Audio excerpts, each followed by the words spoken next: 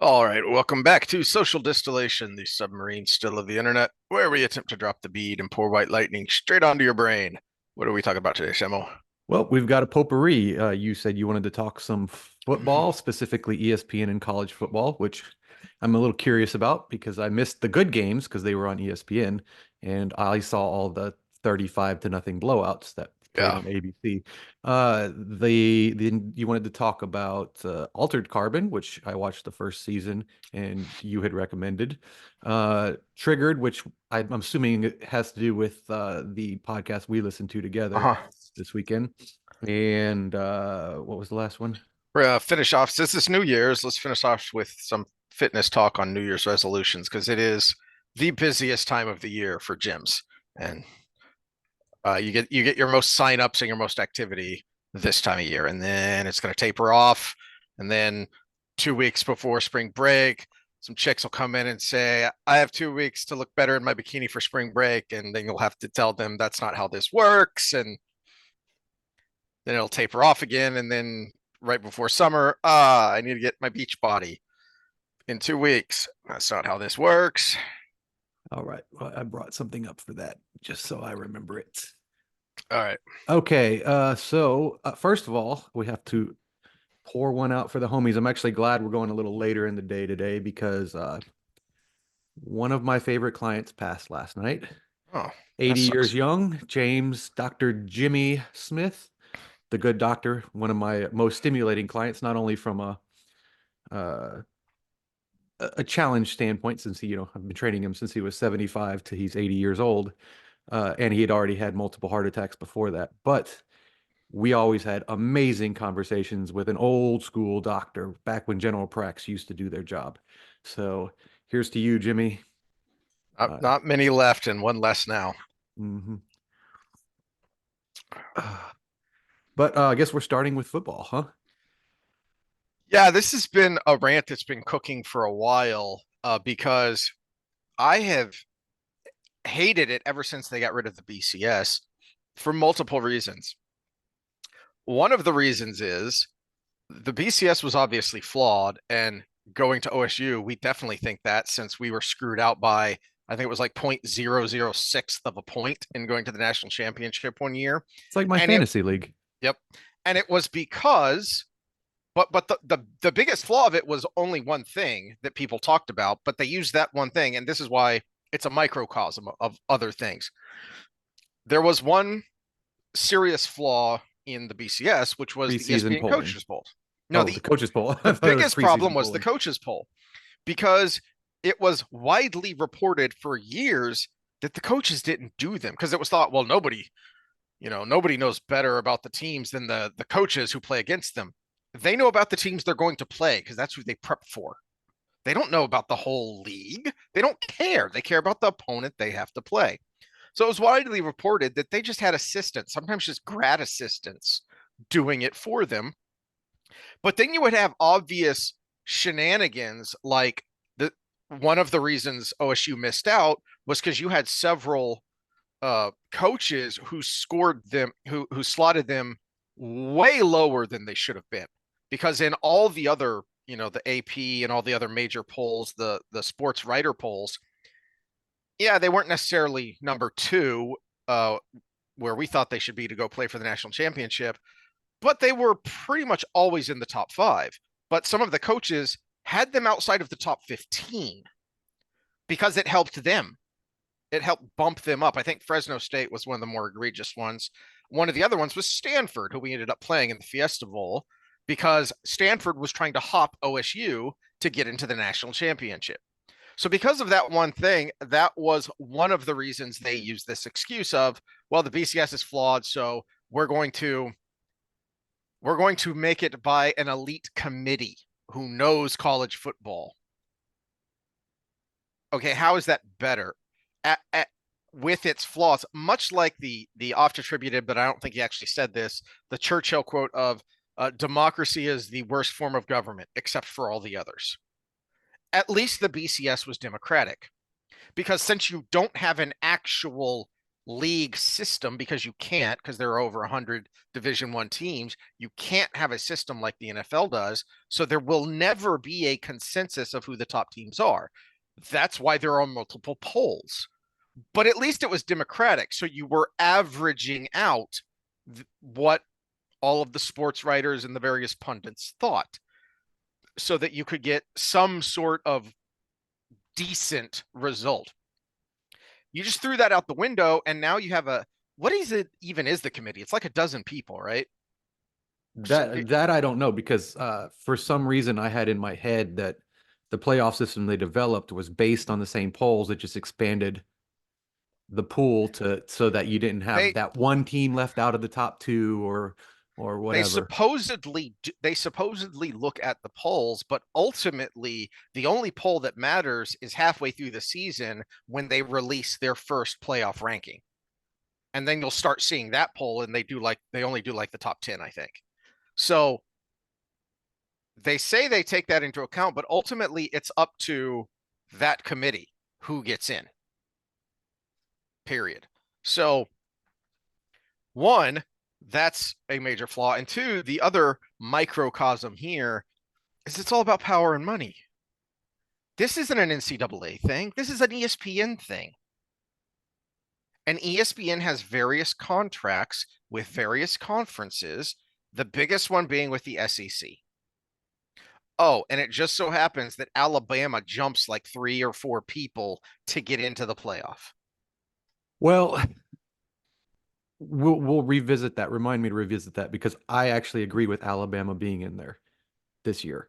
Uh, and I'll give you my reasons. But my big problem with the old BCS was preseason polling and how that determined strength of schedule. And then all the other polls had their human flaw to it. But Mm-hmm. I would prefer human flaw because it's predictable. Whereas the preseason polling was starting to favor certain conferences over others, which there should be some of that. But the problem is it became the system it became was a self-perpetuating system Yeah. where SEC had preference no matter what. So then it would give a higher strength schedule, which would put two SEC teams in the championship, which would determine the strength of schedule for the next year, Mm-hmm. which would just basically keep it's like your algorithm in Spotify where you put in one Tom Petty song and then nothing against Tom Petty, but you get everything on the B side after that because it plays another one and oh, you didn't stop it, so it's going to play another one. Oh, you didn't stop it, so it's going to play another one, and you just keep getting this. You get and end up with a homogeneous playlist, and that's what was happening. So they had to do something about the strength of schedule, and we have something for us. It's called AI. It could actually look at every team that played and every team that played each other all at once more than humans can, and actually develop a strength of schedule on the last day based on what everybody did throughout the season. It's that easy. We have the technology for that. More so now as advanced analytics are starting to come into football a little bit more. So you have a bigger the reason it took so long for football is because it's harder to do because you don't have as many plays and as many repetitive plays. With baseball, it's easy. The pitcher's going to pitch the ball, it's going to go, the catcher's going to catch it, the batter's going to swing. So you have a lot of data points to figure stuff out. In baseball, it's harder in football, but the analytics people are starting to kind of figure some of these numbers out. You could incorporate that into your algorithm that you're going to use to create that ultimate end of season.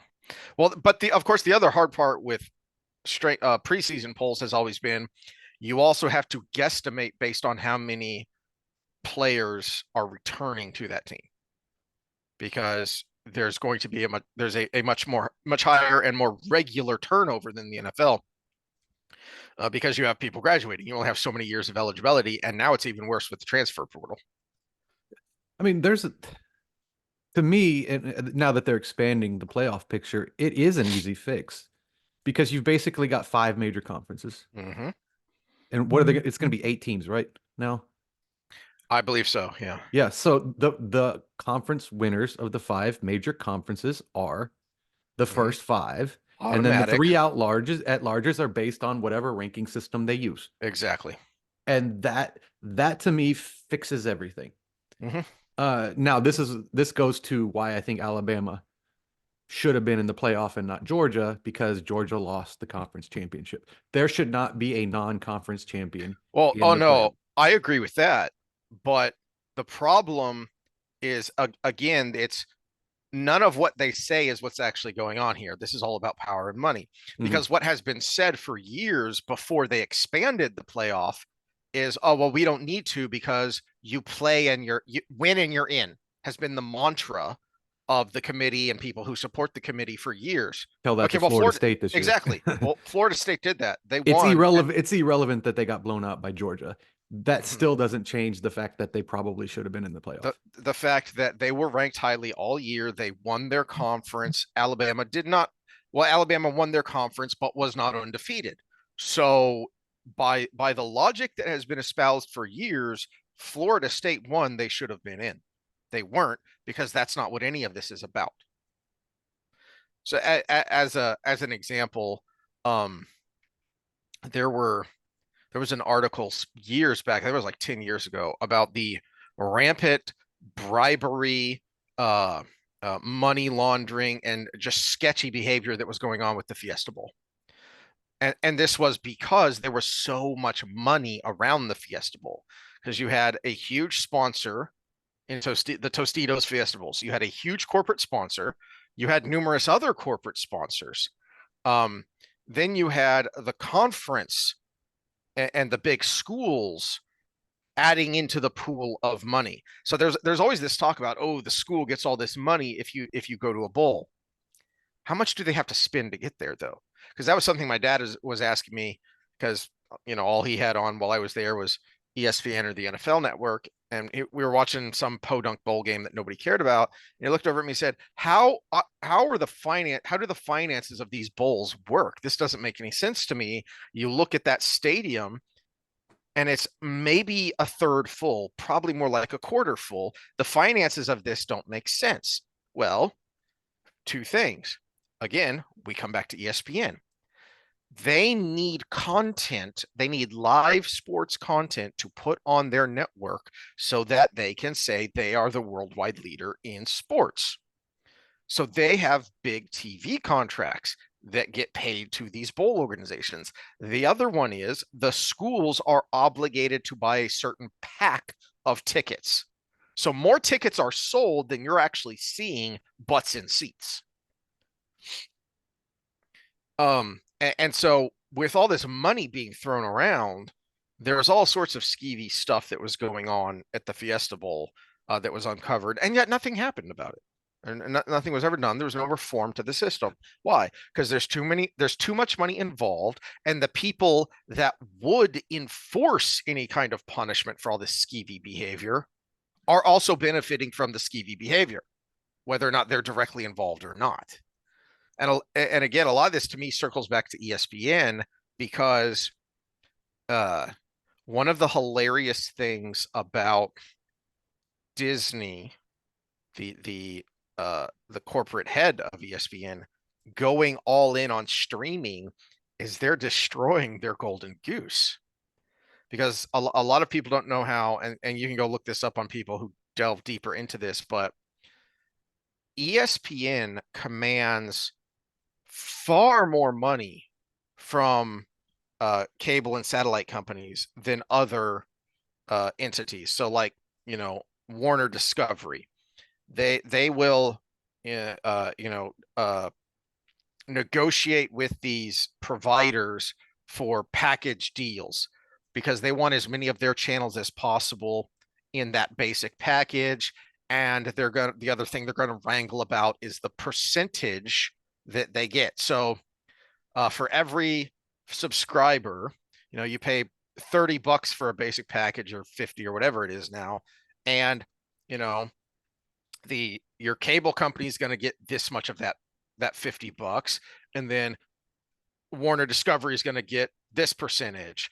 And, the whoever owns USA, I think NBC is going to, Comcast is going to get this percentage, and on down the line. ESPN makes something like 4 times more than any other by itself. Not even not even talking about the rest of the Disney channels and the rest of the, Disney ABC channels in that group, because it is the most desirable channel because of those live sports. And so hilariously, they're shooting themselves in the foot by encouraging people to cut the cord. So now cable companies are going, you're not worth it anymore. Why do we have such a lopsided deal with you when you're not worth it anymore? In fact, you're now our competitor. It's about to get more complicated than that. You're talking about a rigged system. And I had a thought because I was watching the Tennessee Iowa game, and they talked about something, and it perked my ears. I knew about all the fact that players could be in commercials and stuff, but I didn't know about this till that day. They're actually directly paying players to recruit them to the tune of $8 million to get this kid to Wait, Tennessee. I didn't think they could directly pay them yet. Wow. Yeah. So there might be something more complicated than here's your $8 million check. Let's see. That deal will pay its subject as much as $8 million in exchange for the collective marketing revenue off the NIL rights. So basically, whatever they make off him, So it, it he gets up sounds to $8 like million of it. So it the sale of his jerseys and stuff. so it sounds like Tennessee is helping to set up this marketing deal to incentivize this kid to come there. Yeah, So pretty so much. technically Now they're not let's put this in. directly paying them. But it's still he's going to get paid. Uh-huh. Eh, otherwise, they wouldn't go. Oh Let's put yeah. this in perspective. C.J. Stroud, the second pick of the draft, the offensive rookie of the year, is only getting paid 1 million more in his contract. Brock Purdy is getting paid like what, 350,000? No, 800 Okay, okay. less than the rest of the league. But yeah, it's like 850,000. But that was the big meme over the because there was something about, oh, I couldn't afford presents on my little salary. Christian McCaffrey helped him or something, and some guy was like, "My brother in Christ, you can't afford presents on $850,000 a year." Well, Someone needs to do some budgeting. But well, but you can actually speak to that because you're part of the reason for that, which is people don't realize how much money these guys spend to make that money, right? So still a Brock drop in the Purdy, hat. no, And their Brock, teams pay for people like me. but not in the off season, right? Yeah. Oh, really? That's Okay. why I have trouble keeping my guys when they go pro because the team wants to pay Ah, for a big glitzy glamoury. And they want so their yeah, guy. if they pay for me, they don't get paid by the team. But if they go to, Plex or D1 or one of the what's the one in California, P3, a lot of times their teams pay for it. Okay. Yeah. I thought they only got those perks when they were in the facility working out with, whoever the Texans strength and conditioning Oh coach no, is they running can't. their program. That's Okay. against the rules. You can't have your guy coming in during the off season and working out at the Right, right, facility. right. Yeah. So which is why I thought in the off season they had to pay out of their own pocketbook. Oh no, there's So, there's there's lots of perks that they get paid okay. for that. Deshaun, that was one of the stinks coming out of the Deshaun trade is when he wanted to get an FU back at the Texans, he let leak that they were paying for the massages. Oh, dude. That's that's gonna look bad. Yeah, but at the same time, if I say here's $100, go get a massage, and you do ugly things with it, that's kind of not Right, on right, you, you know? right. That's just pettiness on his part trying to throw stink back at the Texans. Yeah, but it's going to get more complicated because now Tennessee has a vested interest to make sure that they're put in the spotlight. And it's just like government lobbying at this point. Well, and that brings it back around to kind of not just because I enjoy football of why I was wanting to rant about this, because this is a corporate government partnership. This whole mess, because these almost all of these universities are public universities. They are heavily regulated, heavily subsidized, heavily invested in by state and federal money. Well, and then get back to ESPN. They have a vested interest in marketing this kid. because he's I mean he's flashy. He's good.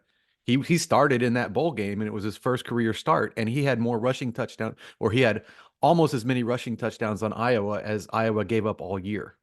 Whew.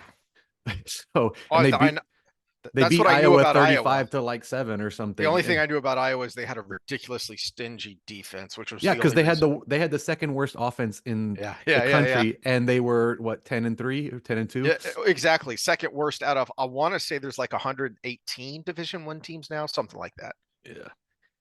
Um, anyway, but that's why I wanted to kind of rant about this, not just because it's that time of year and I like football, but it is yet another example of how pervasive whoever came up with the term the swamp hadn't I don't think had any idea what that actually meant.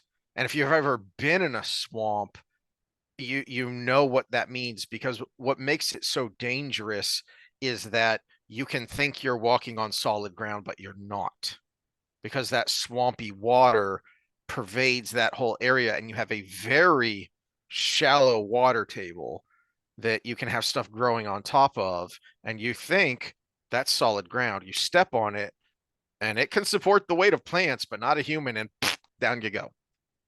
Uh, and and the tentacles of this corporate government partnership, it's getting so much attention now because of the obvious and egregious examples like the Twitter files releasing how directly involved government was with Twitter and trying to shape the narrative. Um, but it goes much farther and deeper than that. All right, you got any last thoughts on that? It's a slight pivot, but it's back to our Harvard and the the the the Mm, the the idiotic trials that came out of that and the refusal to do these things. One of the big arguments was, well, it's a private institution; they can have whatever policies they want, and that's where the person interviewing the government was actually being very careful on how she said things. It wasn't you should say this, you should say this, but it was more, what do your policies say?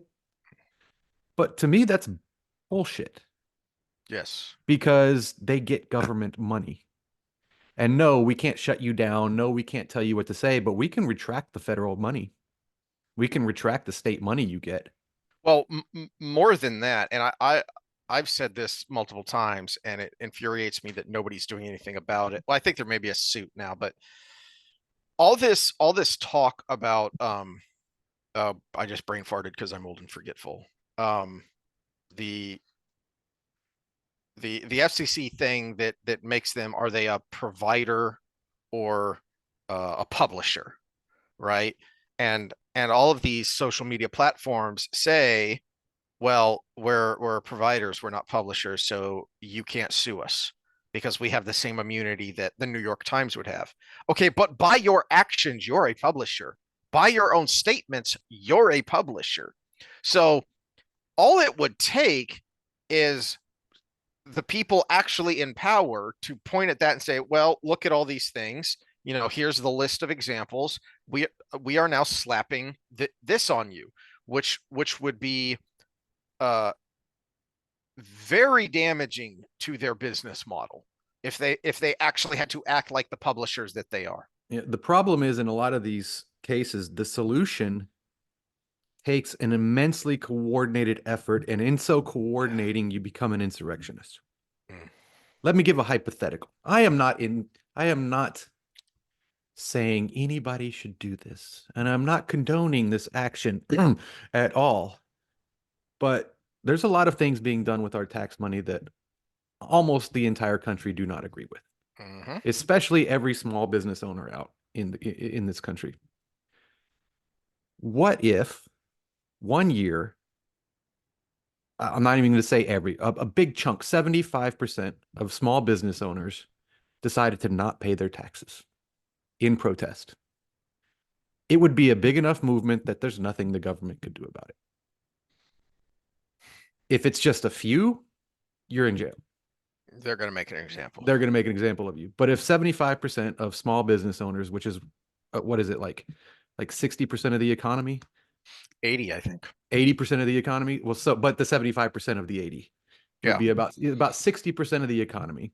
That revenue just said, no, we're not going to do it this year because we don't want this money I'm about to send in going to the Ukraine or to Pakistan for gender studies or to whatever social program that is paying for Black Lives Matters protesters to get out of jail after they burn down a federal building. No, we don't want that. So we're just not going to send our money in this year. Do Mhm. without us this year. Come at me, bro. If if enough people did it, it would work. The problem is in coordinating that effort, you are You're a conspiracy. You you're are creating a conspiracy. You have a RICO case against you. yes, exactly. Yeah. Well, there may be a potential case study for that here in about 6 weeks, because Jason Whitlock is trying to do that with the Super Bowl. Of let's send a message because this is the biggest sports event of the entire year, and possibly the most profitable sports event of the entire year as well, at least in the United States. And so he's trying to organize a boycott of the Super Bowl. Of I don't care whose team is in it. I don't care because he started his career in Kansas City, so he's a huge Chief fan. And he said, if the Chiefs are in it, that's gonna hurt, but we can send a message here that if we drop the ratings of the Super Bowl by 10 to 20%, that would be a huge message to the powers that be that no, we can get organized and we can do something about it. I Um, would say a better target's the NBA mm, because they're more blatantly Woke, anti-American. more Uh, blatantly woke and Chinese. yeah. Yeah. So, and I mean, you look at the interest numbers, they've been dwindling over time anyways. It's just been slow enough that they're keeping up with it by creating a more foreign Well, market. But if it uh, happens all at once, it'd be the Mark Cubans of the world who are refusing to say where they actually get their money from and putting out real ridiculous arguments would still be hurt. They're not hurt when it's trickling away because people are frustrated. I And think so, that's Whitlock's point is that the NFL is the biggest of at least in popularity of the major sports brands in America. mhm, by And far, I mean, I saw an analysis on, I think it was Valuetainment. He did because he was arguing with what's the coach that was with the Jazz for a long time. I can't remember his name, but he was arguing with somebody about the revenue of games and everything. And the guy said, well, we get that revenue is spread over 83 games instead of that. And he did the math and the NFL still won. And he said, well, that's like your guy shooting 83 shots to make less points than the guy who shot 17. That doesn't make any sense. And it was pretty substantial. And I think that's another reason why I would say the NBA is a better target because we got to be realistic here too. People are well, trickling back to the NFL. People are trickling yes, away from the NBA. You but might be able to develop a movement easier on the easier target first. but with the And then you Super can Bowl, say it worked. but with the Eh, Super Bowl, you have a single target. So there's not, with the NBA, you have a very long season, and once you get to the playoffs, you have series, and it's a lot easier to target a single thing. It's much like it's like the Bud Light thing. That boycott actually worked compared to so many other attempted boycotts because you have so many other options. You have so many other options for cheap horse piss than just Anheuser-Busch. well, that's another thing about football, though. You have no other options. It's not the same thing, but let me explain the analogy here is it was easier to make work because you have other options. Targeting the Super Bowl is easier to make work because it is a single game on a single day versus the other leagues. But also I think part of the other reason the NFL is such an attractive target for something like this is it is still pretty much wholly American. The MLB gets a lot of money from Latin America, from Japan and Korea, a little bit Taiwan. So that they have overseas money and audience. The NBA is a huge overseas market. NFL has been trying for decades, and they can't really break in to the international market. The international market just doesn't care that much. So it would hurt a lot more if you got a bunch of Americans and dropped the Super Bowl by like 10% viewership, because that would hurt because America is the revenue of the NFL. This is where I would agree and disagree. I agree it would be the most impactful target, but I just don't agree that it's the most realistic target. It's Well, that, yeah, because it's an American icon. yeah. Bud Light, when Fourth of July came around, which was like a great timing for this whole boycott. It Mhm. was everybody still enjoying the Fourth of July with their other beers and not Bud Light. Whereas the Super Bowl, you can't have your Super Bowl party without the Super Bowl. And the Super Bowl party has become an American icon, Mhm. Mhm. almost as big as the Fourth of July. It's a bigger party day Well, than the Fourth of July. and that's why I'm pessimistic as well, that it would just be a blip, because you saw that with Bud Light. All Bud Light had to do was hand a giant bag of cash to Dana White, and now suddenly they're a great American company. Oh no, Anheuser-Busch is, they're the company you want to support. Nothing has changed. And this is where I'm still kind of, I don't know why Chris Williamson doesn't get it. He was still using this as an example when we were listening to him. Maybe this can be our segue. When we were listening to him this weekend, he still doesn't get why the Anheuser-Busch boycott mattered and why it was such a hot issue. And it was because, well, one, as I stated previously, it's simple objective truth and they're denying it. But two, it's because, like all of these other corporate incidents where people have said, "Hey, wait a minute, what the heck is that?" They either belittle you or ignore you. They have never said, "Yeah, that was wrong, that was stupid."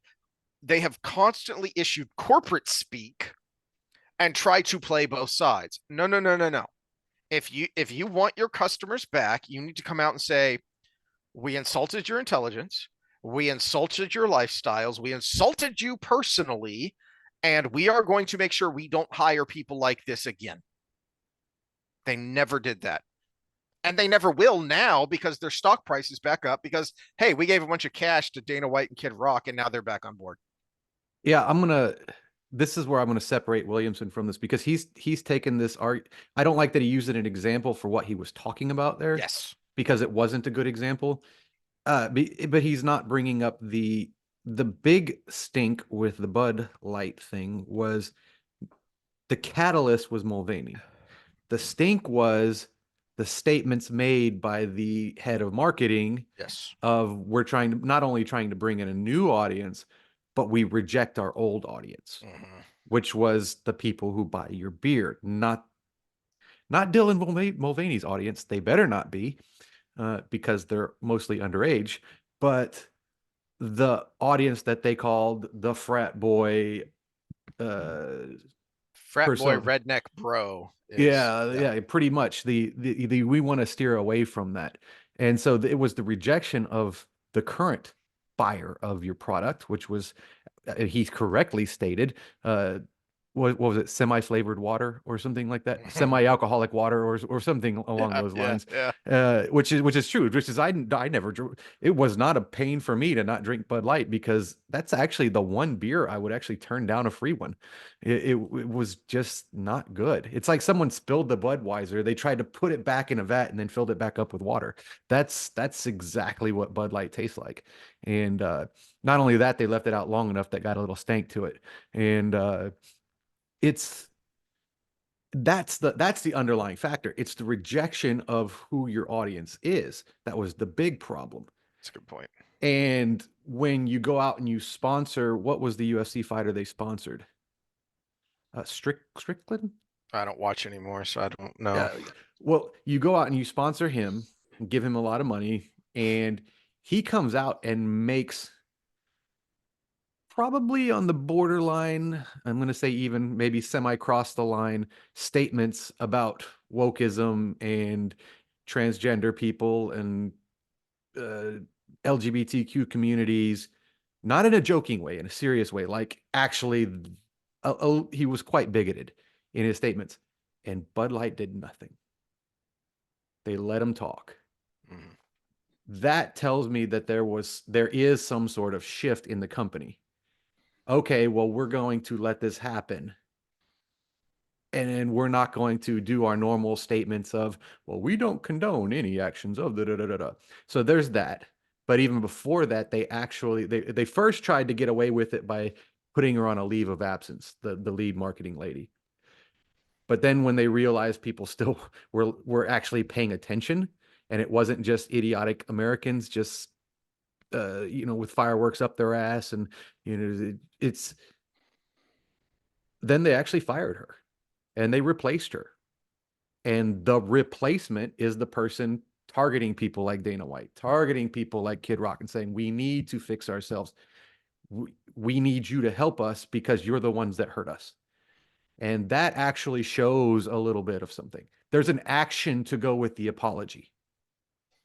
Whereas some just, uh, we didn't mean to offend our audience and da da da da da, and please drink our beer is a little bit different. There was action to go with the apology. So I can see the argument from the crowd of people like Dana White and Kid Rock.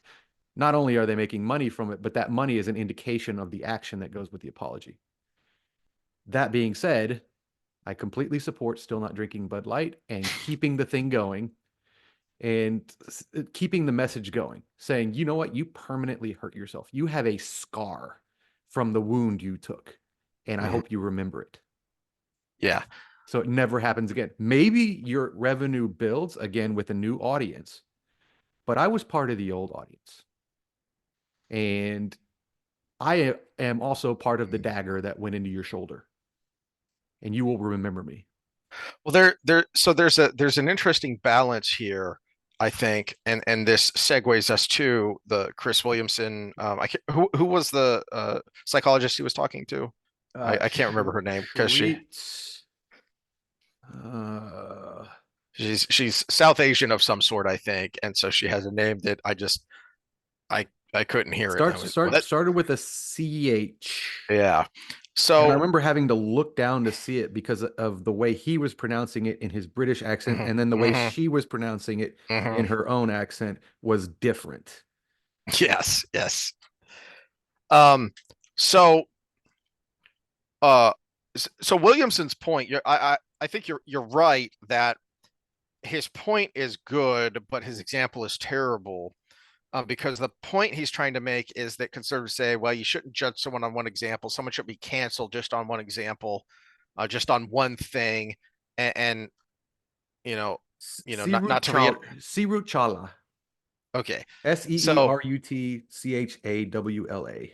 yeah, and I And haven't I gone to check kept out her meaning to, website yeah, I yet, wanted to but give her a follow on Twitter because of some of the tweets he was reading mhm. from hers. Yeah.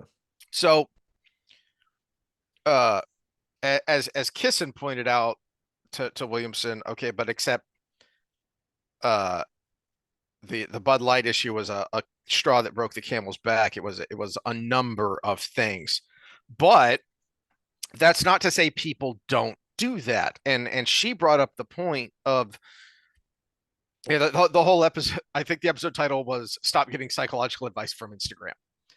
And one of these pop psychology nonsenses is you don't need that negativity in your life. Okay, well, life is negativity. There's a lot of negativity in your life, and to just Just cut someone off the because they laws criticized the you. laws of thermodynamics actually state, and I'm stick with me here, that there will be more negativity in your life than positivity because entropy. The universe is tending towards entropy, which means just because of that tendency, there will be more negativity than positivity. Now, if your personal life on the individual level is more positive than negative, congratulations. I'm jealous. Yeah. Okay, so but this is what's interesting to me about kind of the winding road we went down listening to this is that um there's a big problem with that of, oh, well, you're dead to me because you disagree with me on pick your issue. Okay, well, wait a minute. What about all the things we agree on? Like I was while I was making dinner last night, I was listening to the latest it's not the latest Jordan Peterson episode, but I think it was a couple weeks ago, was Sam Harris. And Sam Harris annoys the crap out of me because he's so pretentious. He's such an elitist, it just annoys the crap out of me. But he's also really freaking smart. And he also, you know, broadly speaking, philosophically, there's a lot. I mean, I think the title is Finding Something We Agree On, because, yeah, they've had major disagreements recently, but there are some big important things they agree on. And you would miss out on all of that. And so would all the people who listen to Peterson if he had this attitude of, oh, you don't need that negativity in your life, and just cut Sam Harris out of his life. You can't do that. And that led us down to this road of the whole idea of being triggered.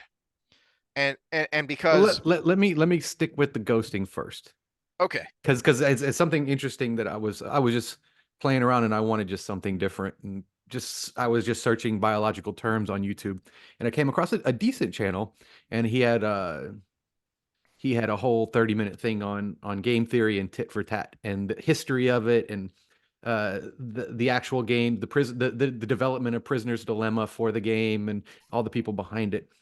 And when they did the runs for what strategy was going to win Prisoner's Dilemma over the course of many games, uh, they found that what they called the nice ones tended to win more, and then I can't remember what the nasty, they use nasty for the purposefully deceitful ones, were the ones that actually over the course of many games and infinite time frames lost most often.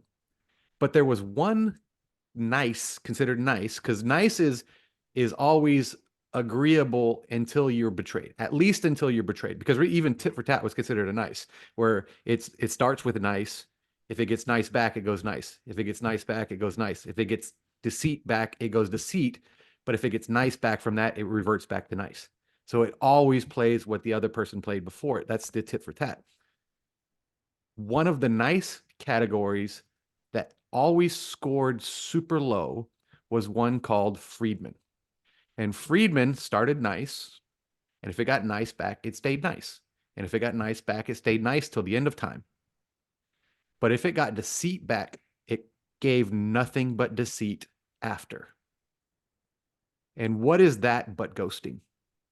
Mm, One negative instance causes you to go negative the rest of time. That is the epitome of ghosting. You deceived me once, you're out. You are never getting good from me. And it was always low in the over the course of your life in infinite probabilities scoring. That is a recipe for unhappiness. mm. That's an interesting point, and it is how way too many people are. Um so this is actually an interesting tie into a conversation me and the wife were having driving back this weekend, is that she'd made the point, I don't remember how we got here, that about when we'd been married about 10 years, that somehow we had gotten on this topic, and she had said that if you ever cheat on me, we're done, period, the end. Like, I will never talk to you again. We're done. And now she says she would still be really pissed, but she would wait a minute. She would not necessarily understand, maybe that's not the right word, but she would at least be open to reconciliation, because after 20 years of marriage and an extra, decade of life in general, she understands that life is very messy, that Well, not things only just, that, you have 20 years of a pattern of not doing it. So yeah, obviously yep. something changed momentarily. Exactly. So things don't happen out of nowhere. You realize that things don't happen out of nowhere. She, probably hard to, admit this at the moment, but in the hypothetical thought experiment, she recognizes that if I did that, there would be some degree of culpability on her part that pushed me in that direction, because nothing, well, almost nothing is ever 100% 0%. Well, and there's right? also more than two people in this world, and there are lots of pressures pulling on us and pushing on us from all sorts of directions. Yep. I mean, I'll use a kind of sounds like a ridiculous example, but it's something that could happen. You could get hit in the head really hard in this spot right here. Hmm. And until that bruise heals, you're going to be very bad at impulse control. Wait, which is the spot where I start speaking a Scottish accent? Because I got a hammer nearby and I want to give it a go. I can't remember what that's called, but that's a real thing. If I knew, I wouldn't tell you because I didn't because then I would be culpable in you doing it and missing the spot. I can't remember what it's called, people, but that is a real thing of documented cases where someone has been hit on the head, suffered a brain injury, and started speaking in some other accent. Well, the easy example is Phineas Gage. What people Mm-hmm. know about him is he took a railroad tie through his brain, through this spot of his Yeah, brain, yeah, and basically blew up his prefrontal cortex. And he lived, and that was it allowed us an explanation. It was kind of the deep dive into what that part of our brain does. Oh, it yeah. doesn't really keep you alive per se, but it helps you make better decisions. And one of the things about him is he was a very pious man before that. And after that, he was in brothels all the time, drinking heavily. Even though he had a freaking hole in his face, he was still trying to get with every woman that he came across. And As one does. and actually what they learned is your PFC actually grows back to some degree. And he started to regain some of his old Huh. self-control. It was a long process and it was still Yeah. imperfect. But the biggest change in him was he lost all impulse control. Well, hold that thought because you're about to send me down the altered carbon because that's what I wanted to talk about. But the point about this of where we were trying to go here is um and you need to take off this because you had a good insight is that something they said was about being triggered and that's not Oh yeah. necessarily wrong. There are things and I pointed out that well I think the term is wrong and being misused because and misapplied because what a lot of people are talking about is it's not a trigger, it's a switch being flipped and that can happen. I think they were using the example of a true anxiety attack. Using me as a personal example, before I got on meds, um, if I knew I had to make what I perceive to be a difficult phone call, not even interacting with someone in person, if I was having to make a difficult phone call that I thought was going to be confrontational, difficult, whatever, I would start building that up in my own mind and basically to a panic attack. Just the confrontational encounter would flip a switch, and I would just start snowballing downhill.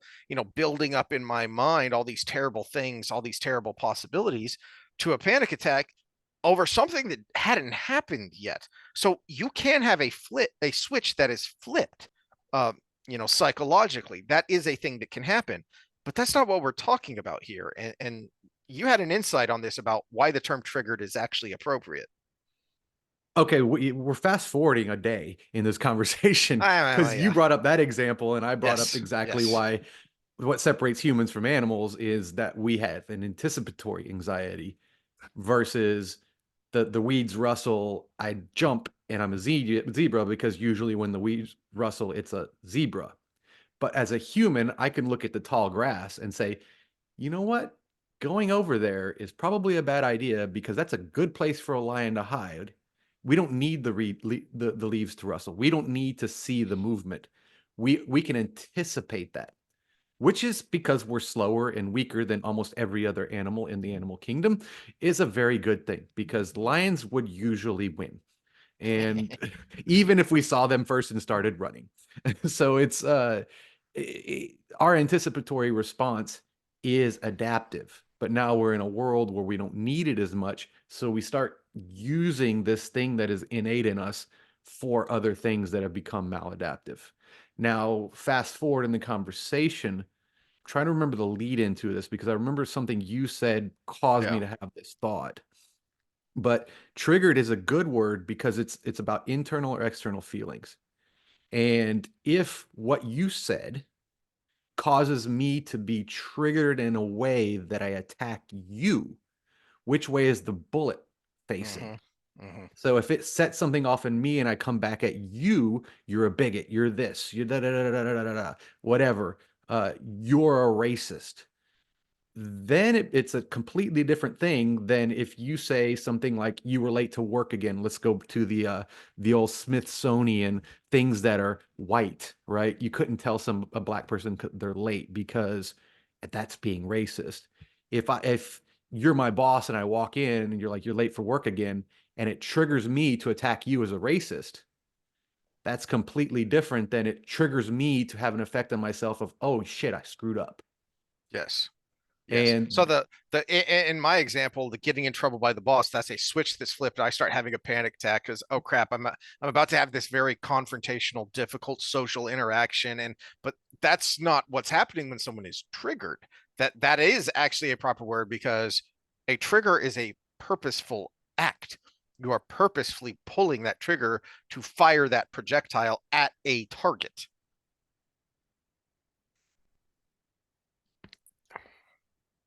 Can't remember what my other thought was there. yeah, you were supposed to write it down. I said, write this down. Hold on.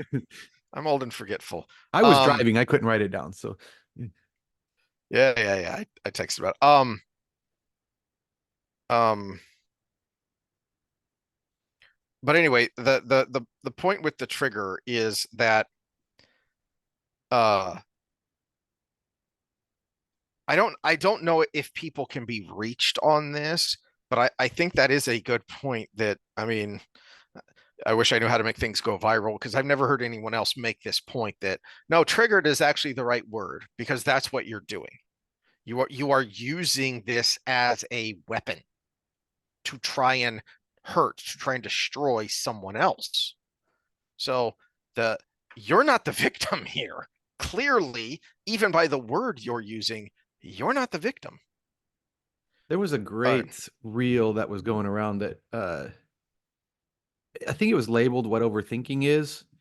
And I think that's a correct word, but in context with what we're talking about, overthinking in a way that causes you to.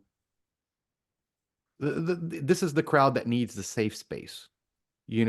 Oh, you were late to work again. And now all of these thoughts of oh yeah, that of of, this of this external things are going through your head. And what it was a kid with a hose with a little squirter on it was squirting it at the mom or mom or dad, I can't remember. And then the dad does a little squirt right back and hits the kid in the face. And oh, you squirting me, I squirt you back, but it was just a little and then the kid goes like this, but turns their own nozzle around into their face and is screaming and yelling, spraying themselves in the face, and can't get out of this loop of just spraying themselves in the face. And the parent has to come up and like grab the nozzle and pull it away. And the kid's looking at him like, you did this to me. And it was like, no, you were doing it to yourself. And what we that's a have is a great whole generation of people that are constantly spraying themselves. Yeah, maybe that person that they're across from said one thing, but it was just a little psst. It was we're having fun, we're playing a game, or we're interacting in our daily lives as a boss. Stick with our example as a boss and an employee. mhm. Yeah, I had to say you were late because you were late, and that's something you need to not be doing. But it So doesn't mean I sent you in this spiral of everlasting hating the world nihilistic hell. that leads right nicely into what I finally remembered was our other thought here, which is that too many times so it's good that people are talking about mental health but they're not really that they don't really mean it and they're not using the word properly. I think a better term, and again I wish I knew how to think make things go viral, is what did we come up with was what you actually mean is social health, because so much of what people talk about when they talk about their mental health, what they're actually saying is that I'm socially retarded, and I'm using that word on purpose because that's the meaning. You are psychologically, emotionally regressed because you never developed properly in those modes because of one of the things she was talking about was helicopter parents is an example of so that child grows up to be an adult. Uh-huh. Yep. that child grows up to be an adult who has never learned how to deal with challenges appropriately. And the whole point of being a child is to work on small things so that when big things happen, you're not completely blindsided. And we have far too many people, and this is only being, my concern is with younger generations, because we got in early on with, online communities and social media, but we had decades of development before that where that was not a thing. So we had to, in our most, in impactful, influential years, we had to learn the way we are wired to learn, which is kind of the push and pull, the give and take with other people. And now Not you're, only with other people, and this is something that's super important for this conversation. And this is why you're seeing a rise in diagnoses of, got to be very careful, autistic spectrum traits.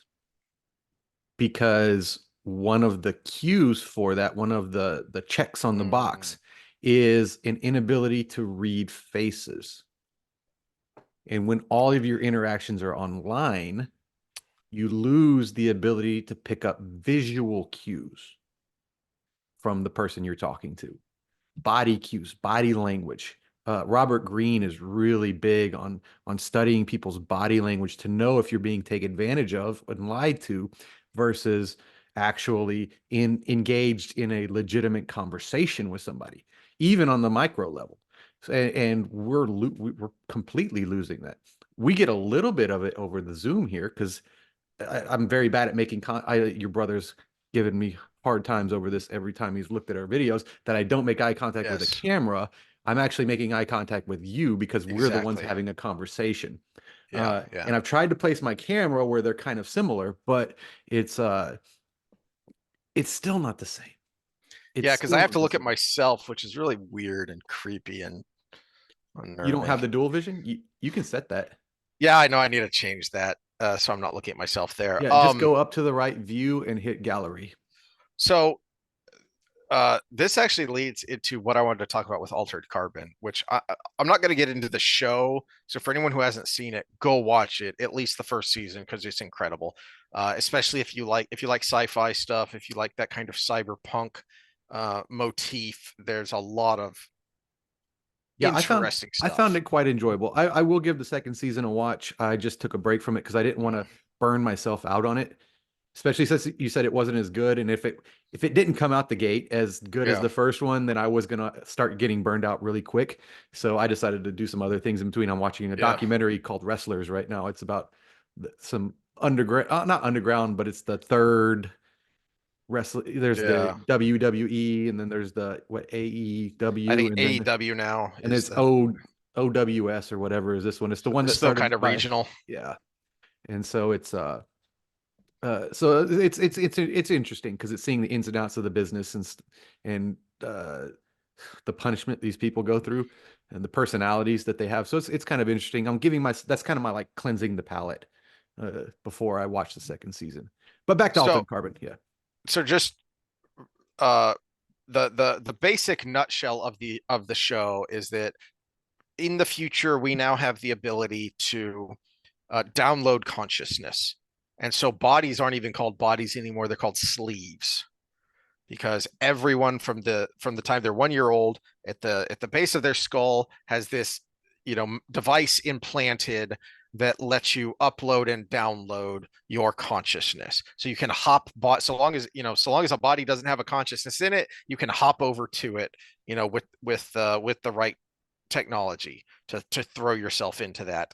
And so that's the basic idea. But it's something I've wanted to talk about for a while, because you know there are plenty of futurists who think we're on the verge of that, of being able to upload a consciousness, to be able to digitize a consciousness.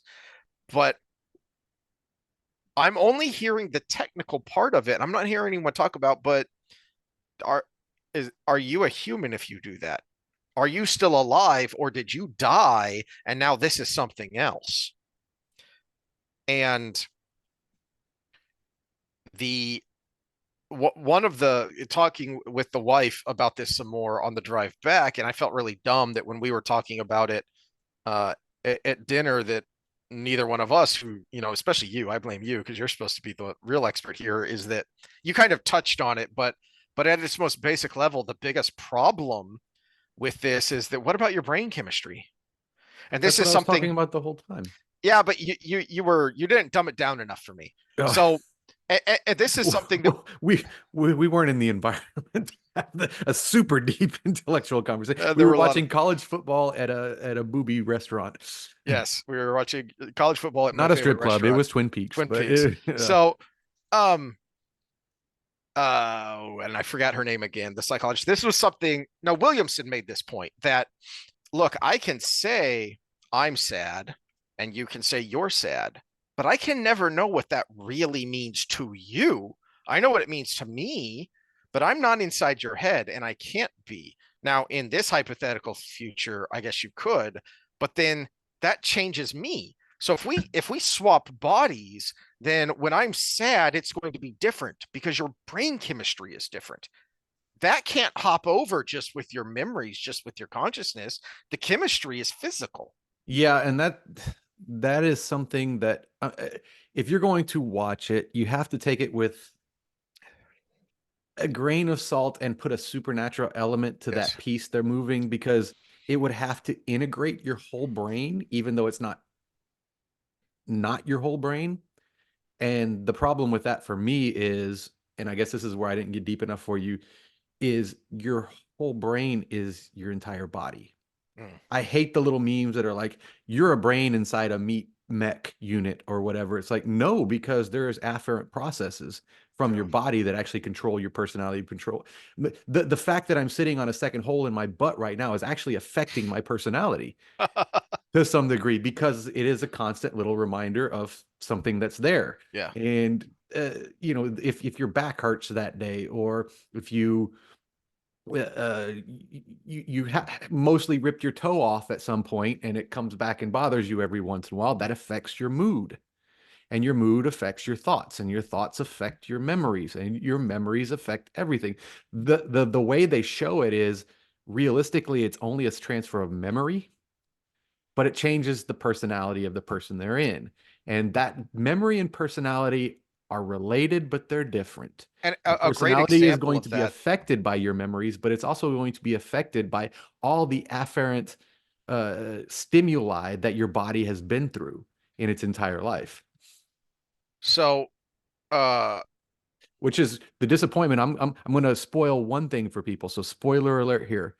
I thought because you recommended it so high, the plot of the show was going to be the fact that the body and the implant are going to be fighting each other and trying to take over each other and eventually meld during the process. And they dropped that ball. So, yeah. So you brought up an example is early on one of the, there's this moment where the guy the person, he's in this other body and he's complaining about, well, you put me in a sleeve that had a nicotine addiction. He mhm. wasn't a smoker, but Yeah, now that's he why I can't thought stop I chain thought they were smoking. going that direction. I was like, But yes. then they never really delve into that. Yeah. And there's this kind of sexual tension between these two people because you know this body used to belong to someone that this girl knew, and they only really used it to show us some really awesome boobs. But But they also use it to give her motivations, yes. but then they make it clear that his were all new attractions, Mhm. and he still had feelings for the other girl. And they deal with that a little bit because of what he is. I just brain farted on the Envoy. envoy, that these people were specially trained to keep their mind intact no matter where they went, that makes him special, and that other people, but they never really showed other people not able to do that. For instance, one of my favorite parts, and you mentioned this, was grandma in the giant Russian gangster. That Yeah. chef's kiss to that actor, because that was a marvelous performance. The way he bounced from Russian gangster to Mexican grandma. No, from street thug to Yeah. Mexican grandma to Russian gangster. Oh yeah. Because that's exactly. So that actor plays three distinct personalities, and they don't. So that would have been the opportunity to show that this person is having an issue here. Now they do it a little bit later with another instance that I won't go into for spoiler reasons. But it's I don't know. It makes me curious about the books and wanting to go read the books. So if anyone has actually read the books and knows if the author delves into this part of the idea more, let us know. But just to kind of wrap up my thoughts on it, something I didn't mention when we were talking about this the other day is one of my big problems with the not just the show, but this whole idea. Now they kind of hand wave this in the show because the way that humanity was able to do this is because they found some magical alien technology.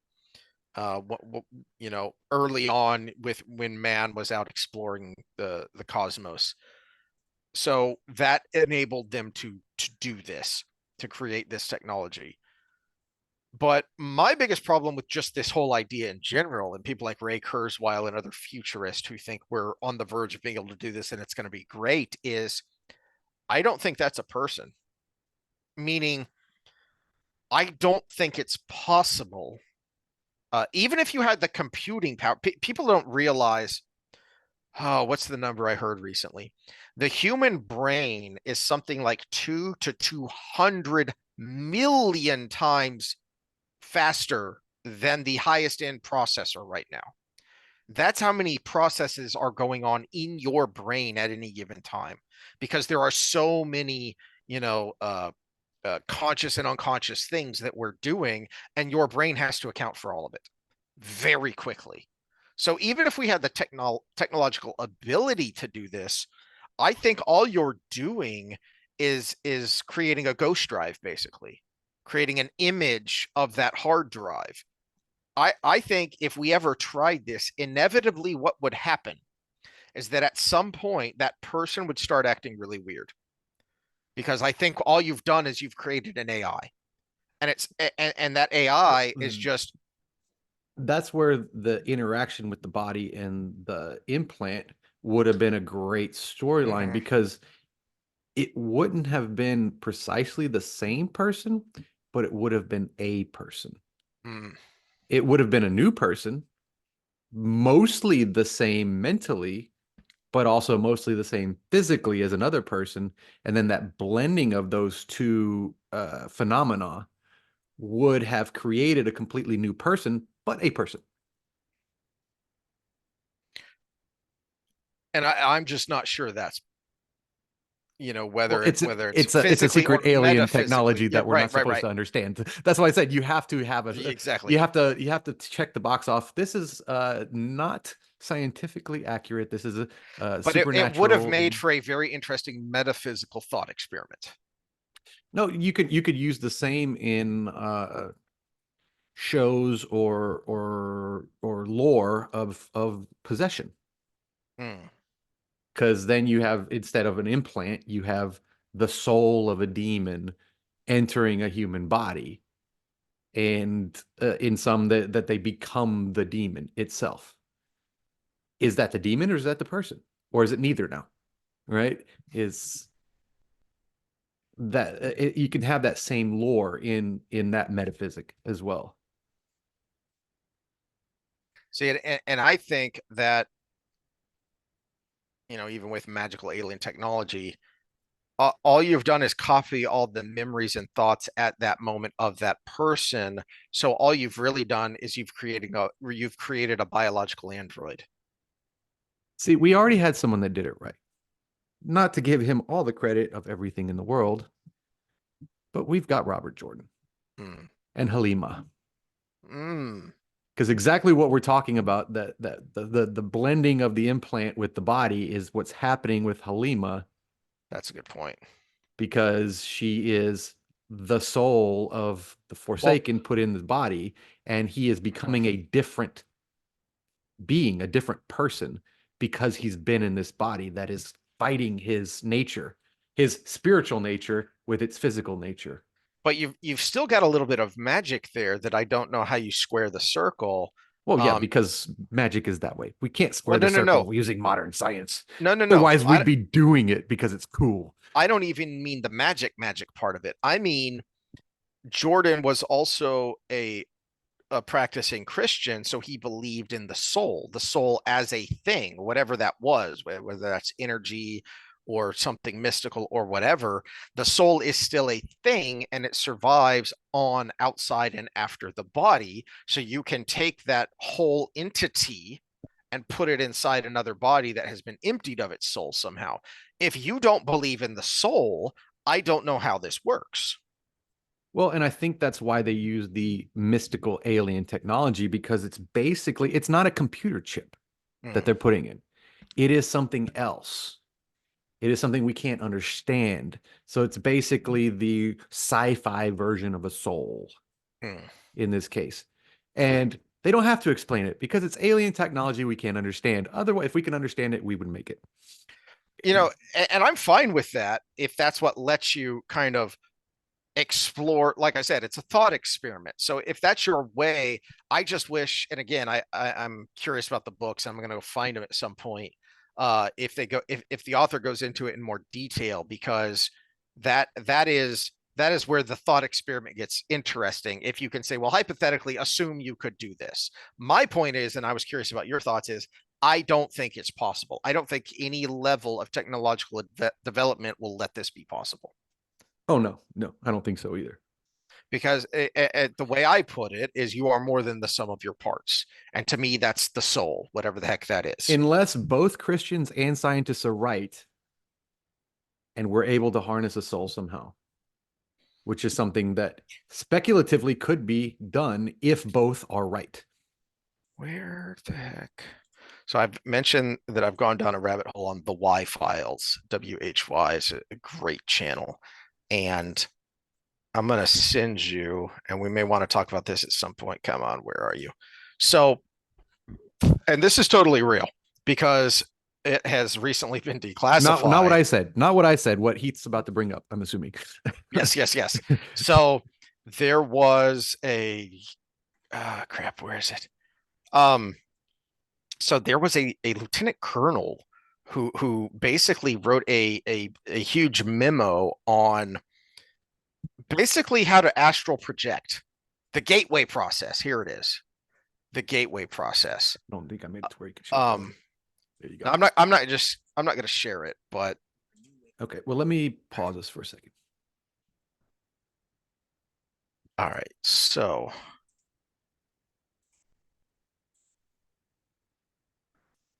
I'm just going to play a little bit of this. So I found a spot that's interesting. All right. So he actually, the parentheses really, no, really. So I think I've mentioned before, I love the way this guy Did you make sure you does. shared what sound? Yeah. So I Okay. love the way this guy does his shows because he tells you the story first, which is not only just fun, but it's illustrative of why we have an adversarial system in the legal system, because he's so good at telling you the story, you're probably gonna believe it even if you're skeptical.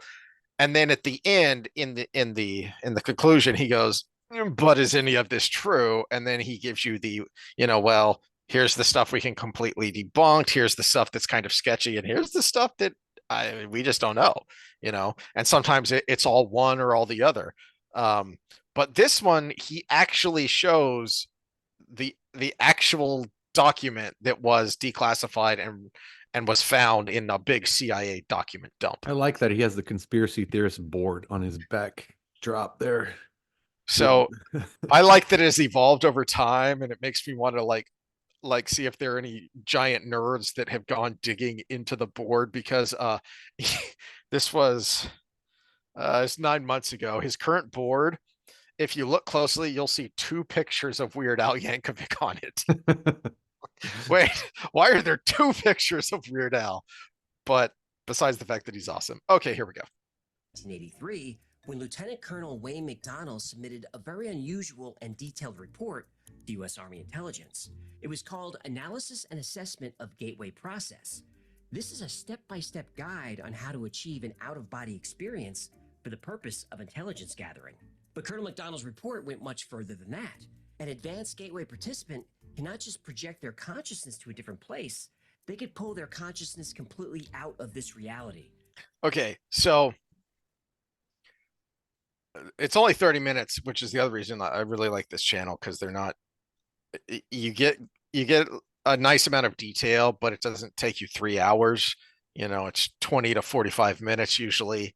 And he goes into some pretty good depth and explanation of how that the Colonel's memo was actually based on science. A lot of it's kind of far out there quantum mechanics, but this is where the interesting, this is where the thought experiment starts to get a little more real, is that when he says consciousness, is that really uh is that your soul? Is that all of you? Could you actually attain a point where you could leave your corporeal body behind?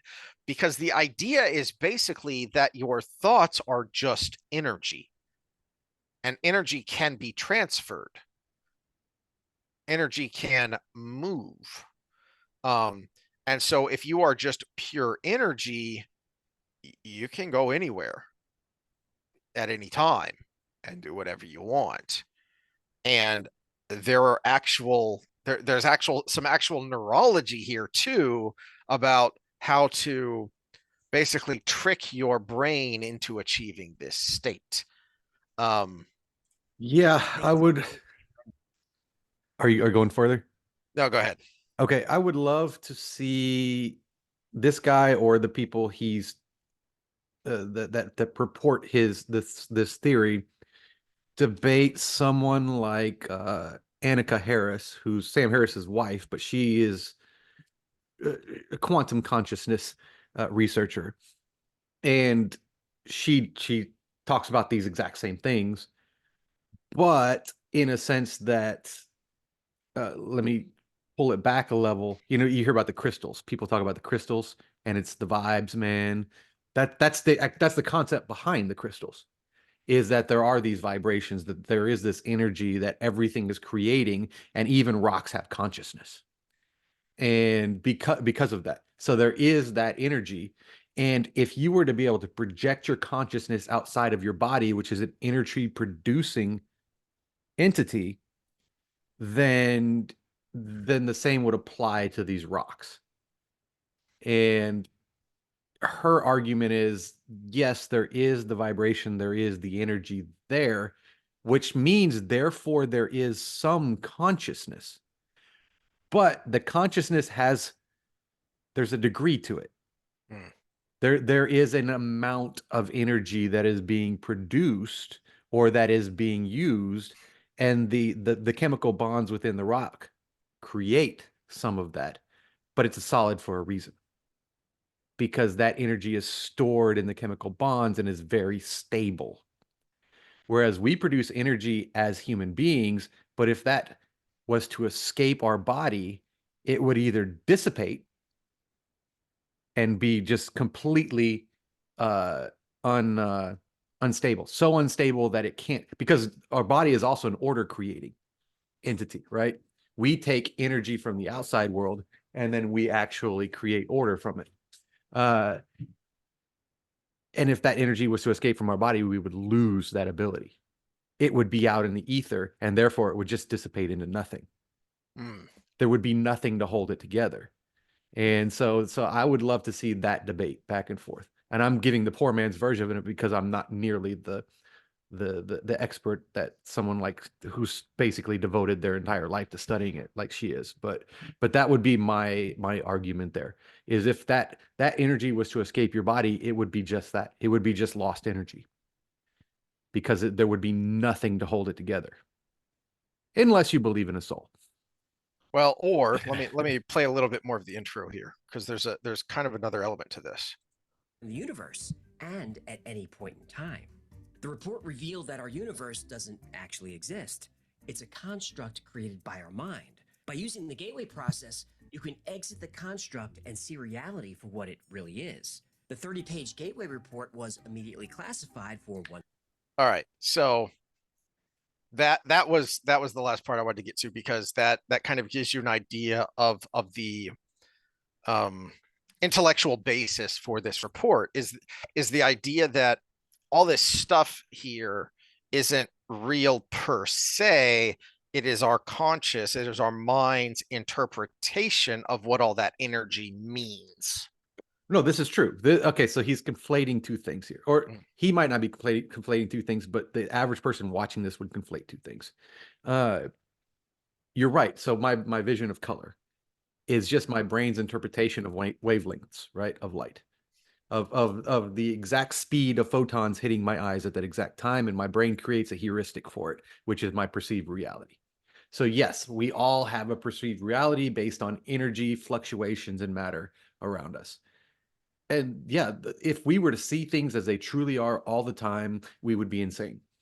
We would never have survived. But there is, because we have a shared consciousness of reality, we know that there is an exact pattern to it. What is solid to me is solid to you. If you didn't hear that, I knocked on my desk.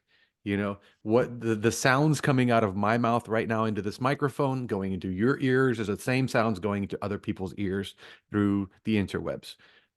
All of these things are exactly the same, or not exactly, but they're enough the same to all of us that we know there is some sort of shared reality. And part of that shared reality is the balance between order and chaos, that is chemical bonds versus free energy.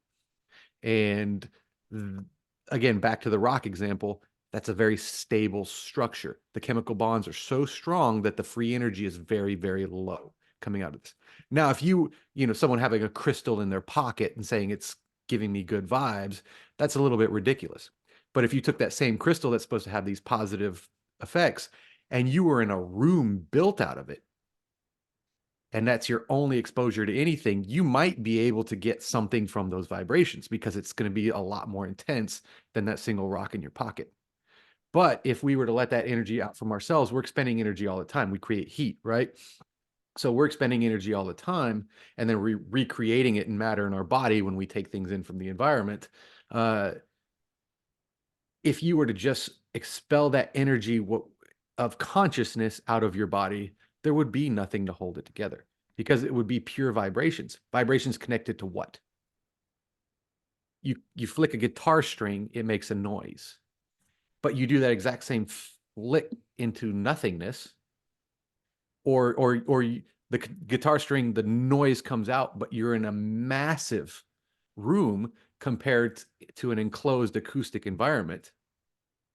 It creates a completely different sound, right?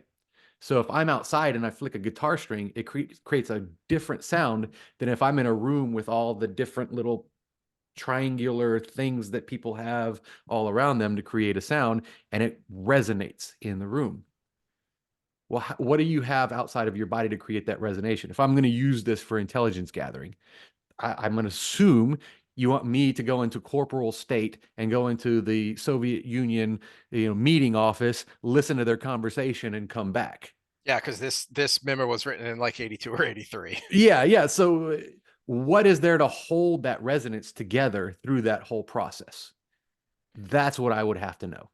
It's interesting that you say that, because when I was watching that episode, it made me really want to rewatch Stargate SG-1, which is a fun sci-fi show for anyone who hasn't watched it. It and Atlantis, and the last one was, sad that it wasn't as good as it could have been, but the second season got better. But I digress. So the reason I mentioned that is because part of the lore of the show is that they finally found out what happened to Atlantis, and Atlantis were advanced humans that attained a level of enlightenment such that they were able to discard their corporeal bodies and basically exist as pure energy. But and something you said made me go, huh, because I wonder if the show's writers did this on purpose, is that when you see this happen with a few characters during the show, the body disappears. which makes me think, wait, did someone think that, hey, in order for this to actually be workable, you would have to be able to dissolve those bonds that hold your corporeal form together, but then keep them intact as pure energy in order for you to still be you? You would have to, yeah. Yeah, I had never thought of that before because I wasn't thinking of it on that level, but I was just The thinking, problem oh, is you would it's also keep intact whatever prosthetics. wound killed you. Mm. That there's an interesting thought because that is what happens to one of the characters in the show. So Well, I haven't seen the show, so yeah. that would mess you up. Uh, anyway, random interesting thought. But And this is again, this is the poor man's version of it. I understand the underlying chemistry, and now I'm just making sense from there out. So anybody who actually knows more quantum physics than me and can go on the quasar level or whatever it is beyond. well, at some point, watch it. I just sent you the link to that video. Because he starts to get into the way the brain works and right and left hemisphere stuff in there too. So it's blending neurology and quantum mechanics basically. And so the quantum mechanics stuff I was kind of nodding along to, and then the neurology stuff I said, burn the witch. So Well, no, and I think this is important because there are so many parts of the brain that I think we need that level of physics to actually finish or not finish, but more fully understand. Uh, but I think we're a long ways off. mhm, I mean, yeah. I say that we're getting to quantum computing and stuff, but I still think relative to how fast things are moving, we're still a long way off because we understand machinery very well.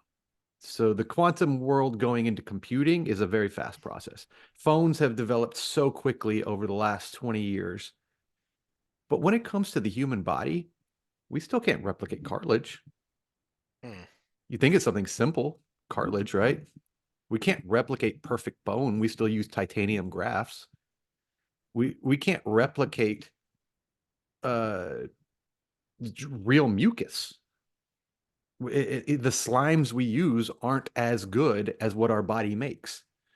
So That's an interesting point because what 15 years ago or whatever it was where I was seeing some orthopedists, and I had gone through all this stuff to try and work on my chronic neck and back pain, and we went through all the steps you're supposed to, and then they said, well, the next step would be fusion surgery, and I talked to you about it, and you said, well, I'll tell you what I tell people who come in here with fused vertebrae is I'm happy to take your money, but you probably won't be able to do 70 to 80% of the stuff we do here.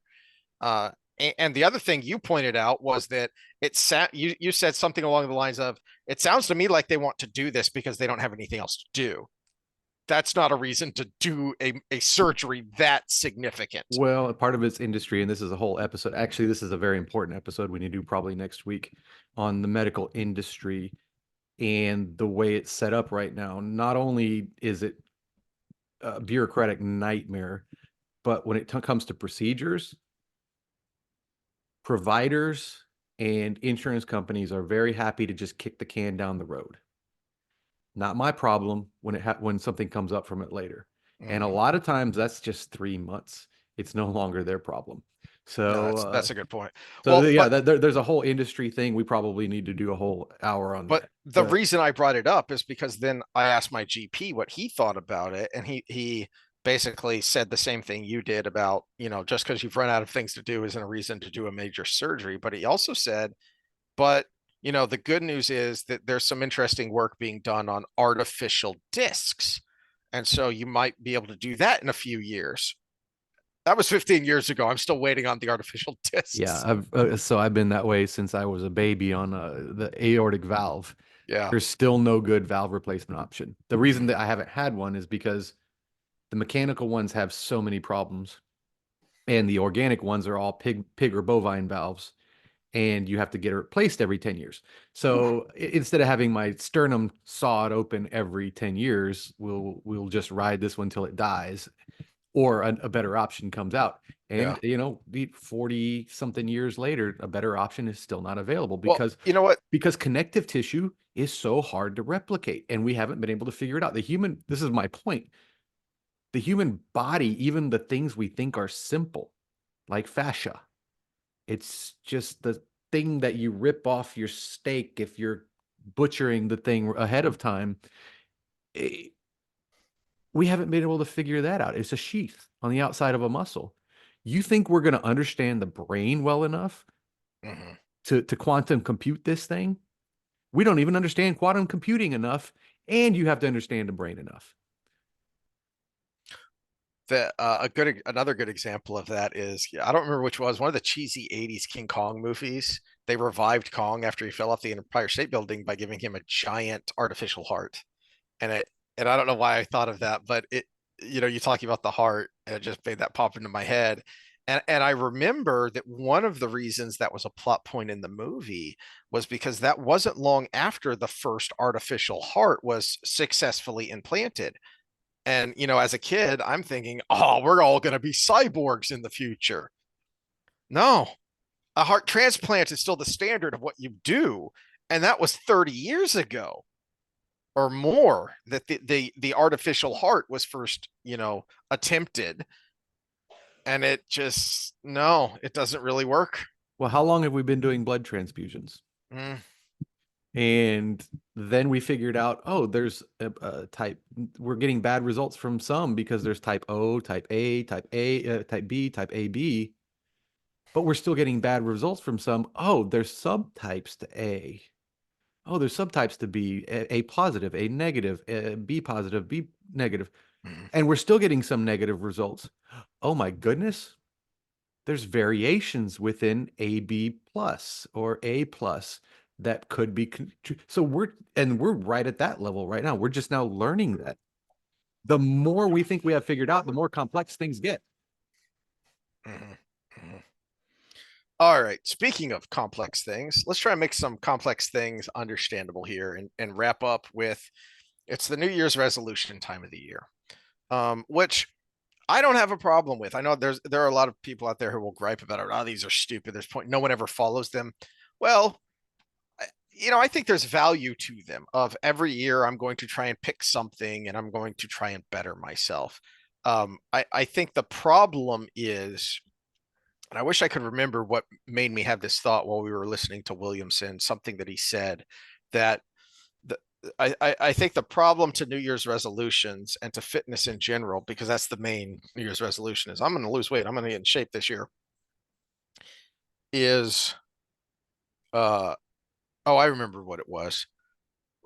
He said this kind of offhandedly, and I said, wait a minute, it was kind of like a Jordan Peterson thing of, hold on, you just said that offhandedly. You need to go into detail a little bit more than this is.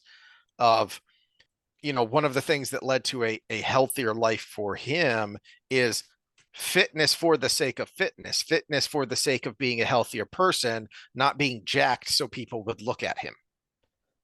So there's an element of, well, first of all, you have to figure out how to get into that frame of mind, but then you have to figure out how to create a stratified program where you can do that, because you can't start off with, I'm going to lose 50 pounds and look like Bruce Lee. Okay, no, hold on now. Set a realistic goal, but then it has to be a goal that has sub goals, because if you don't see progress, you're not going to stick with it, especially if it's something that's already really difficult. And in general, it's really difficult. But for someone who's making a New Year's resolution about this, it's obviously difficult personally, or you would have already done it. Mm-hmm. You get where I'm going here. Yeah, I'm looking for something, and it's a little bit more hard to find than I thought. Uh, I thought it was called the birthday effect, but that seems to be something else. But the phenomenon is it's been pretty well studied, is that attaching a specific day to something, like the beginning of the month, and in this case, the study I was looking for, a birthday, but we do it with January 1st, the new year, actually increases the intensity to which the action you're about to take is. So what they did in this study was they put out kind of an amnesty. Turn yourself in and you'll get a slap on the wrist for your crime. And they did it on any given day, and they got a certain percentage of people to come in. And then they did a second effort and they said, turn yourself in on your birthday and you'll get a slap on the wrist and then, basically be done with whatever crime you committed. And it was an exponential increase in people that turned themselves in Hmm. because they attached a special day to it, a rejuvenating day, a new year for me. It's my birthday. I'm becoming a new person. New year, new you, right? Yeah. And people were more likely to take the deal that was going to give them ultimate amnesty from their crime with a slap on the wrist punishment. Uh, and we get that same effect with New Year's. That's why it's so popular. New year, new you. It's not 2023 anymore. 2023 Sam was whatever. 2024 Sam, oh, he brushes his teeth 3 times a day now, not just 2023 Sam couldn't twice. catch any fish, but this year, stupid fish. That we just learned we need to pay more attention to tides. Yeah. That was our new lesson. So we're learning something. Learning experience. You never lose if you learn, right? Hmm. Stupid Hmm. fish. Jerks. But no, but it's an actual effect. So what you get from it is a greater degree of success because you have this thing to attach to it. And if you have multiple people with the same goals making the same decision on New Year's, you have a community effect to it. That being said, there is another phenomenon, not to be the negative Nancy of us, but the second Friday of January is also known as Quitter's Day, Oh when no. people are most likely to forfeit their New Year's resolutions. So this is a real thing. There's an actual number to this. It takes about 2 weeks for people to go fight it. Well, you know what? That makes a lot of sense to me. 2 weeks because it's 3 or 4 weeks to ingrain a new Which is habit. a great song by All That Remains. 2 weeks. Go check it out if you like heavy hard rock and metal. So you're kind of right in the middle there of creating a new habit, and that's difficult. In the same way that you didn't get overweight in one day, you're not going to get in shape in one day. So it would make sense to me that about 2 weeks is when most people would give up on something like this, because I have to feel like that's going to be about the apex of difficulty, where you haven't yet reached that kind of fall off point where it's slowly starting to become habitual, you know. And what's the Um, average habit? Like 21 days or something? yeah, I have heard about 4 weeks. So 3 to 4 weeks is what I've heard. So I don't know exactly what it, and I'm guessing it's going to be variable based on the person and based on the action, as well, which is why I mean we've talked about this before, but uh I think this goes along with stop getting psychological advice from Instagram. Stop getting fitness advice from Instagram is if you're one of these 30-day challenge people, you're just hopping from thing to thing. You're not actually walking up to a goal. You're not actually, climbing Mount Everest because it's there. It's you're just hopping from the thing to the thing, and you're going to constantly be frustrated, unless those 30-day challenges are being created by, an actual professional who's, thinking about periodization and optimization, and which is even then still going to be problematic because he's not thinking about you, he's thinking about in general. Well, so let me discuss a phenomenon I noticed in business, and this I only learned about Quitter's Day today or this week, but it actually makes sense from my business experience. My gym never had a hit at New Year's. Hmm. Very rarely did I get anything more than one or two extra people come in, but I was a specialty gym. Everything was either personal training or group class guided, and a small group, so it was more expensive than like a boot camp or something. Right. I would get my rush about 2 weeks after. And my guesstimate, and this would make sense with this phenomenon, is that people make their New Year's resolutions. They go get a $10 a month membership to Planet Fitness or something, or whatever come on deal that the gym is offering for New Year's resolutioners, right? They get about 2 weeks in and they figure out they don't know what they're doing.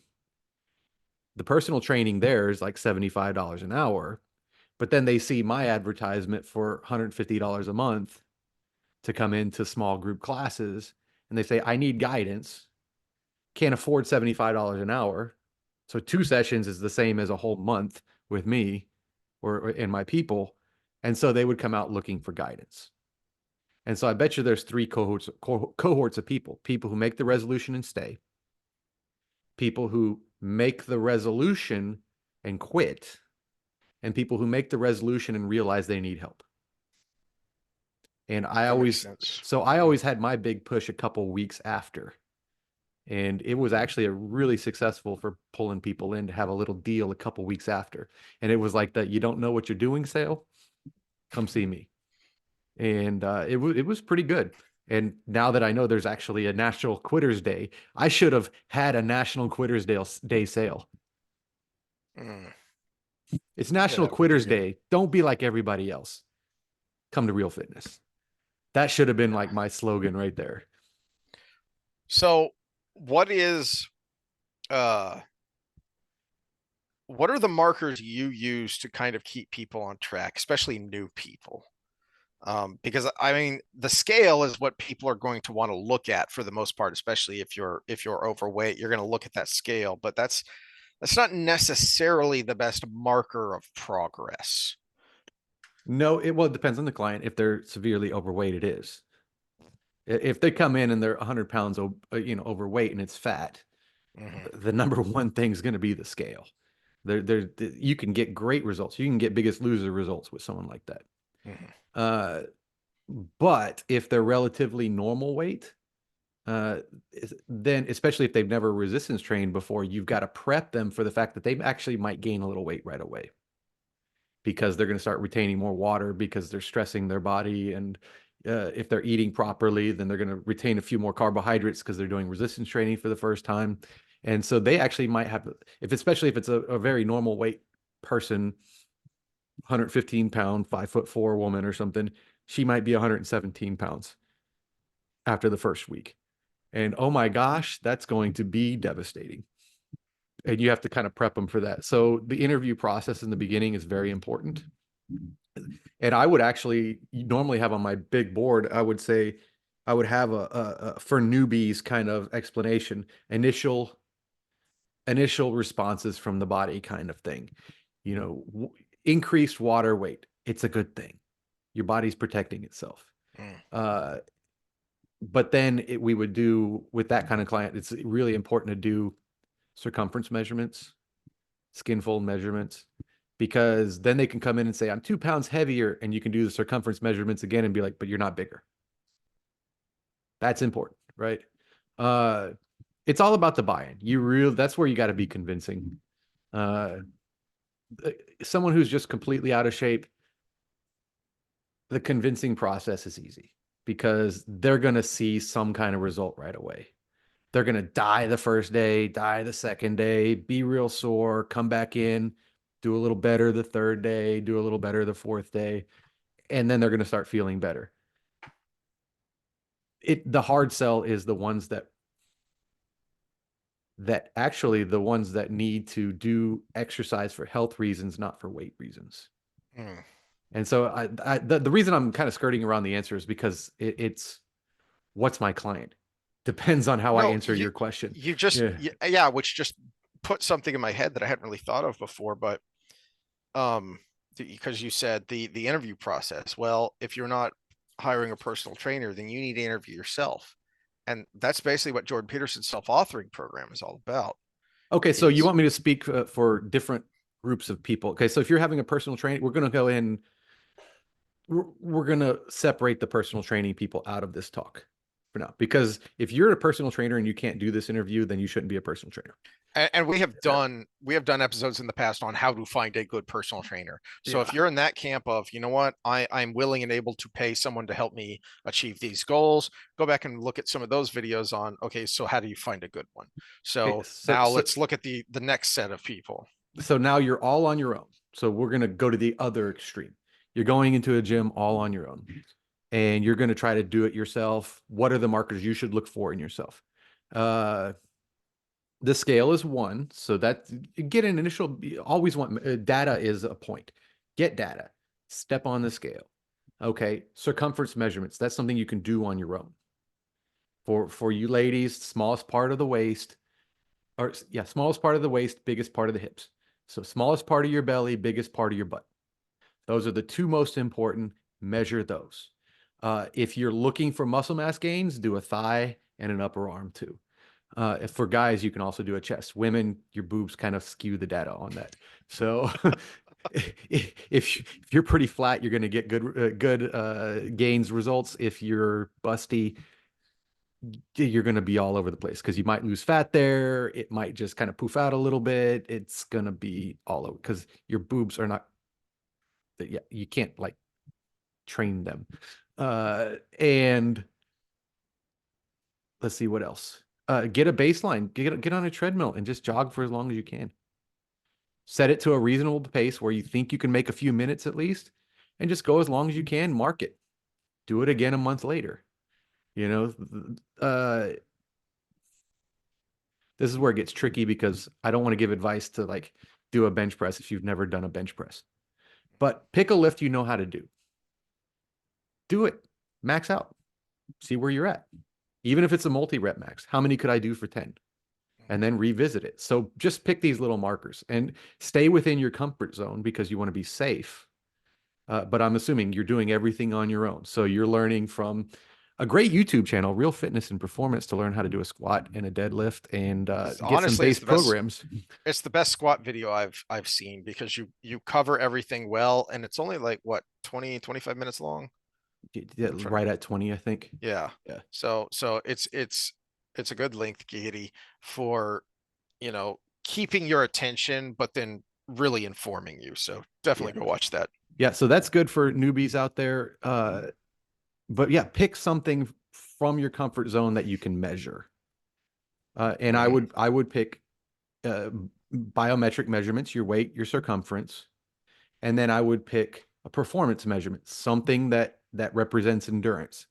You could, I mean, if you don't like running, get on a rower and see how many minutes you can pull 500 calories or something.